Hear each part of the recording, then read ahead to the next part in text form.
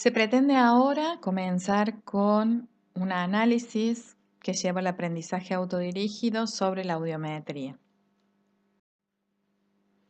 Entonces vamos a reflexionar sobre qué es la audiometría y qué es lo que mide, qué recursos requiere para llevarse a cabo, cómo debe organizarse asistencialmente el fonoaudiólogo, qué consignas debe dar, cuáles son los tiempos de ejecución, qué resultados se logran y qué conceptos son necesarios tener en cuenta desde la fisiología en cuanto a aspectos clínicos y técnicos.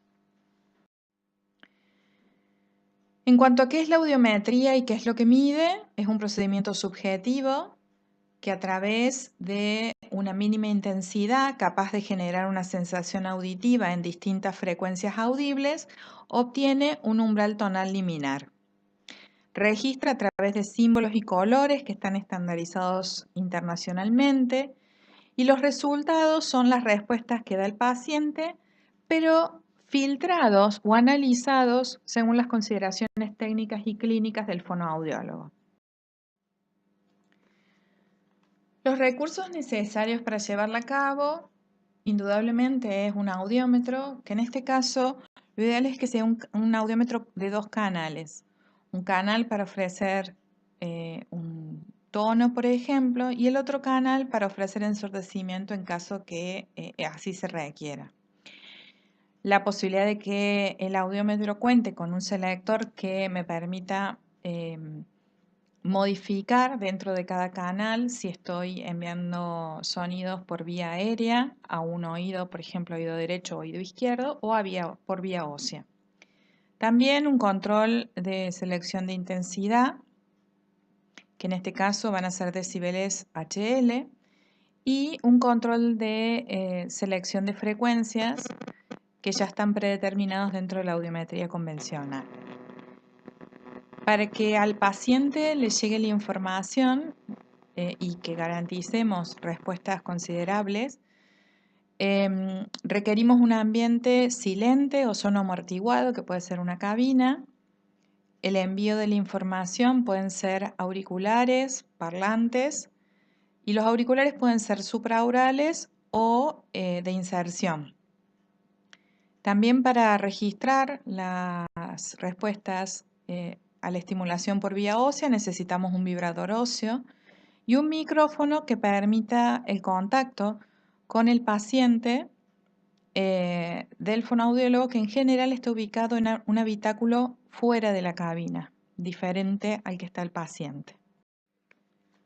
Otro aspecto importante son las plantillas de registro, que van a ser los audiogramas, que pueden ser plantillas en formato de papel para el registro manual o a través de la conexión del audiómetro con una computadora y un software determinado a tal fin para el registro digital. En el caso de realizar este procedimiento en niños, se requieren además recursos especiales como juguetes y demás dispositivos que permiten medir la respuesta del paciente para así obtener confiabilidad. Dentro de la organización asistencial, cada uno de estos ejes son muy importantes a tener en cuenta. El eje del paciente es un paciente que colabora, lúcido, que puede comprender la participación que se requiere en este estudio para obtener respuestas confiables. Y para eso es importante considerar la consigna. Por ejemplo, usted va a responder pulsando este botón cada vez que escuche los sonidos que se le van a pasar por los auriculares. El eje del procedimiento tiene una clave importante. Va a haber tareas, pero va a haber un primer tiempo de condicionamiento en el cual el fonoaudiólogo va a interpretar qué comprendió el paciente de la consigna, va a permitirle que reconozca la operatoria del estudio y reconozca los sonidos que se le van a proponer para recién implementar el estudio en sí mismo. El eje del fonoaudiólogo también es importante porque va a realizar una oferta unisensorial, solamente estimulación auditiva. Él va a manejar su cuestión actitudinal como reforzamiento de las respuestas, pero también que no estén relacionadas sus movimientos y maniobras a la estimulación o la propuesta del disparador. Entonces es sumamente importante que el fonoaudiólogo se reconozca como elemento de reforzamiento, reitero, o de inhibición de respuestas del paciente. Como ya se mencionó, existen tiempos para ejecutar e implementar la audiometría cuando ya se logró un condicionamiento claro y consideramos que el paciente es un paciente que ha entendido la consigna y colabora. Se comienza a implementar el estudio en sí mismo. Para eso se comienza con la vía aérea del oído mejor, luego se continúa con la vía aérea del oído peor. Inmediatamente después se implementa la primera reflexión que va a llevar a reconocer qué resultados parciales se van obteniendo y la posible necesidad de que haya que ensordecer el estudio porque hay un oído que está participando en el testeo del otro.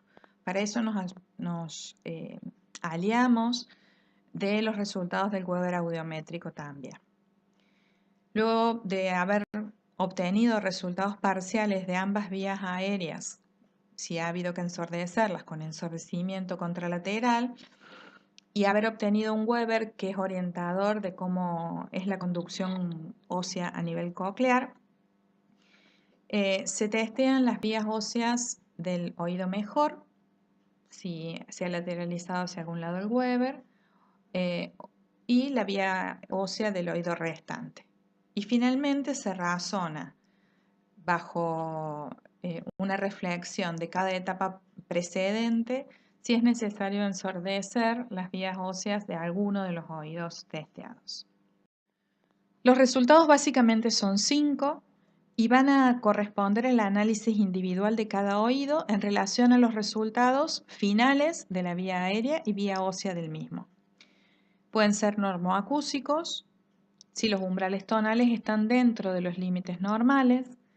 Puede ser de hipoacusia conductiva, si los umbrales tonales de la vía ósea se mantienen dentro de los límites normales y solamente desciende la vía aérea en un descenso que separa para el mismo oído estas vías en más de 10 decibeles. A esto se lo denomina gap. También vamos a obtener un umbral que desciende ambas vías más allá de los umbrales considerados normales o dentro de los límites normales, que será la hipoacusia neurosensorial.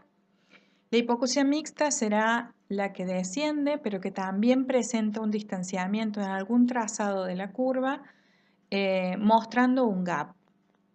Y por último, la cofosis guanacusia, que será la estimulación que se realiza en todas las frecuencias hasta los topes audiométricos y nos registran resultados de sensación auditiva a pesar de haber estimulado hasta máximas intensidades. Aquí tenemos entonces una audiometría con umbrales tonales dentro de límites normales, tanto para la vía aérea como para la vía ósea del oído derecho y del oído izquierdo. Aquí tenemos un resultado de hipoacusia conductiva en donde es más notable en oído derecho por la presencia del distanciamiento que hay entre las vías óseas y las vías aéreas de ese mismo oído. Pero en ambos se presenta el gap, que es la diferencia osteoaérea.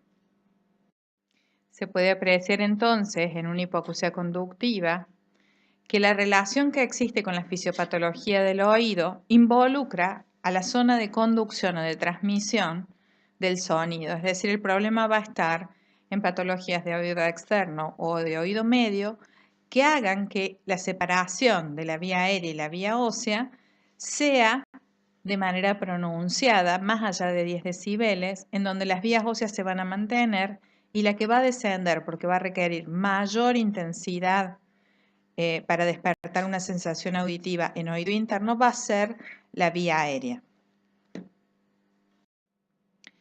Aquí tenemos una hipoacusia neurosensorial con una caída progresiva desde las frecuencias graves a las frecuencias agudas en ambos oídos y con un acompañamiento discreto de las vías óseas. Ahora, en el caso entonces de una hipoacusia neurosensorial, la problemática puede estar ubicada en oído interno o puede estar ubicada incluso en el octavo par. Lo significativo es que va a ser necesario, al estimular por vía aérea y por vía ósea, mayor intensidad para despertar una sensación auditiva. Ambas vías van a estar descendidas dentro de la gráfica del audiograma. Cuando empezamos a razonar qué tipo de hipoacusia neurosensorial, a qué grado está correspondiendo, observamos que podría estar involucrando una hipoacusia leve, moderada o severa. En este caso se puede considerar que es una hipoacusia bilateral, simétrica, de características neurosensoriales y que por lo general se denomina de moderada a severa, es decir, los dos últimos componentes, porque involucra a más frecuencias dentro de esos rangos. Aquí tenemos una hipoacusia mixta en oído izquierdo, que incluso ha requerido maniobras de ensordecimiento para lograrla, por eso la diferencia de la simbología, y una audición dentro de límites normales con los umbrales tonales de oído derecho. Aquí tenemos el mencionado audiograma Corner. Tenemos solamente restos auditivos en las frecuencias graves de ambos oídos. Las flechas hacia abajo indican que hasta esa intensidad se estimuló y no se consiguió respuesta. Y eso ocurrió en todas las vías óseas de ambos oídos y desde la frecuencia 1000 en adelante hacia las frecuencias agudas. Es una hipoacusia muy importante. Ahora bien, ¿cómo sabemos si los resultados que vamos obteniendo son resultados finales? Y en algunos aspectos tenemos que alinearnos a la fisiología y a la fisiopatología para tener en cuenta los aspectos técnicos y clínicos de la realización. Un primer aspecto es que la vía ósea de un oído debe acompañar a la vía aérea del mismo o separarse de este, pero nunca estar por debajo de la vía aérea de ese oído. El máximo gap posible lo da una sola patología, que es la genesia de conducto auditivo externo, y que es un máximo de 60 decibeles. Quiere decir de que cuando se obtienen gaps superiores a esto e incluso no hay una patología de este tipo, hay que revisar porque seguramente ha habido intromisión en el testeo de alguno de los oídos del oído contralateral. No es posible que en la progresión del estudio se encuentre un gap importante en una de las frecuencias que después en la frecuencia continua desaparezca, es decir, se aborte el gap. En general, el gap tiene una coherencia de conducción y tiene una coherencia en cuanto al formato de la cóclea. Es por eso que no se pueden encontrar gaps en las frecuencias agudas e inexistencia de ese gap en las frecuencias graves. Porque existe una correspondencia en la fisiología de transmisión del sonido y de recepción del mismo, que lo da el formato de la cóclea también.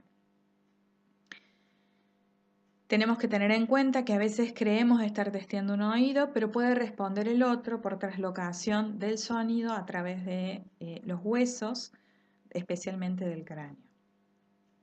Cuando ocluimos un oído con un auricular para ensordecer, en el caso de una curva normoacústica o de hipoacusia neurosensorial, se genera una mejor conducción ósea en ese oído, manifestando el fenómeno de oclusión que hay que tener en cuenta, especialmente para las frecuencias 250, 500 y 1000, en cuanto a los valores mínimos necesarios para ensordecer en esas frecuencias.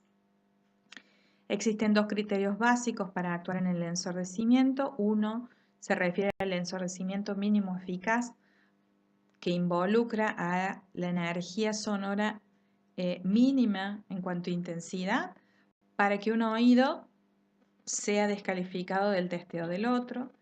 Y el otro es el criterio de máxima repercusión, que nos da el límite máximo en el que se puede aplicar ensordecimiento, que refiere a que la energía sonora no se vuelva a traslocar y entorpecer el testeo del oído que se está evaluando. Esta información puede ser revisada y analizada en el manual de audición en el capítulo 7 y en el manual de audiología en fonoaudiología en el portal OCW de la UNC.